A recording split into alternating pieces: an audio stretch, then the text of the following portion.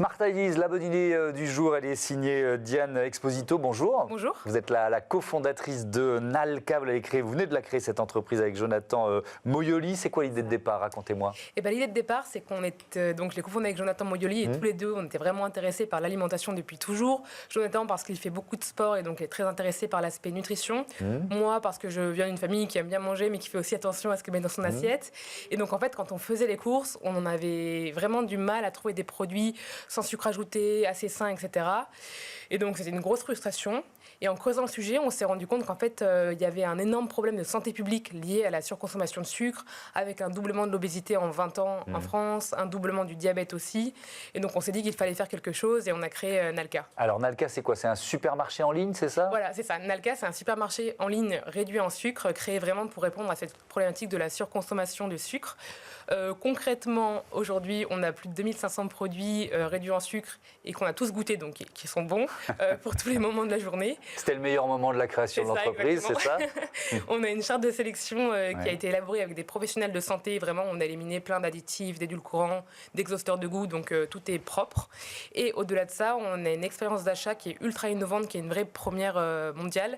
On est capable de créer un supermarché sur mesure pour chacun de nos clients, selon ses besoins, ses contraintes et ses préférences. Alors, je veux bien que vous m'expliquiez comment ça marche. C'est quoi? Il y a un algorithme. Enfin, moi, je vais rentrer un certain nombre de données sur ce que j'aime, sur mes goûts, etc. Et un algorithme qui va me proposer des produits, c'est ça? Oui, c'est ça. À peu près? À peu près. En gros, vous allez nous donner un peu plus d'informations sur vous, sur vos pathologies si vous en avez, sur vos régimes si vous en avez, sur vos intolérances, par exemple gluten, lactose, etc. Et derrière, en fait, ça vous crée un supermarché rien que pour vous. Donc, c'est pas juste des recommandations, c'est vraiment, vous allez vous promener dans le magasin et tout va être filtré, entre guillemets, pour vous. Voilà. Combien de produits, vous nous avez dit 2500 produits référencés, comment vous les sélectionnez? C'est à quel point de détail vous allez? Vous nous avez dit on a goûté, mais bon, il y a le goût et puis il y a qu'est-ce qu'on voit sur l'étiquette, quoi. On va vraiment en détail, donc on fait énormément de veille sur toutes les innovations produits, etc. Et après, en fait, on regarde en détail la composition, les ingrédients, les origines. Enfin, il y a énormément de paramètres qui rentrent en compte pour savoir si le produit correspond ou pas à la charte de sélection. Et si oui, du coup, après, on le goûte.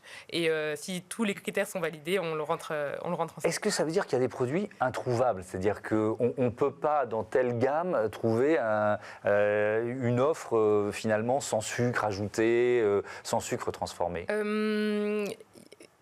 Non, en fait, on peut tout trouver.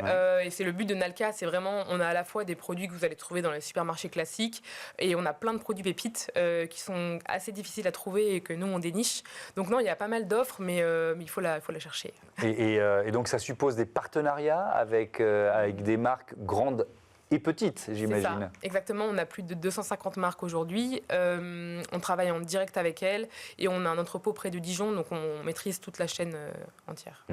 Avec quel modèle économique? C'est un modèle économique de commerce classique? C'est ça, exactement. C'est vraiment, on achète et on revend et on a pour projet aussi, au début de l'année prochaine, de créer notre marque à nous, donc la marque Nalka, avec des produits réduits en sucre également. D'accord, donc là vous êtes dans la phase de recherche et développement sur ces produits. Est-ce que c'est forcément plus cher? C'est plus cher qu'un supermarché classique. Ouais. On est dans les prix vraiment du bio, donc 5 à 10% plus cher qu'un équivalent classique non bio.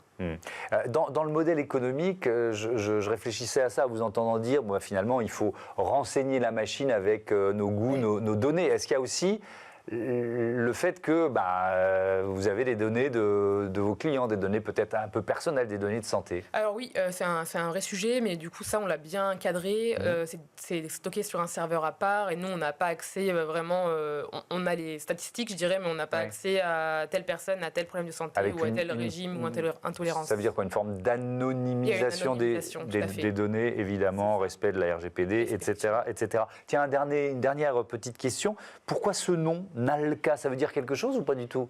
Nalka, ça veut dire avoir faim en finnois.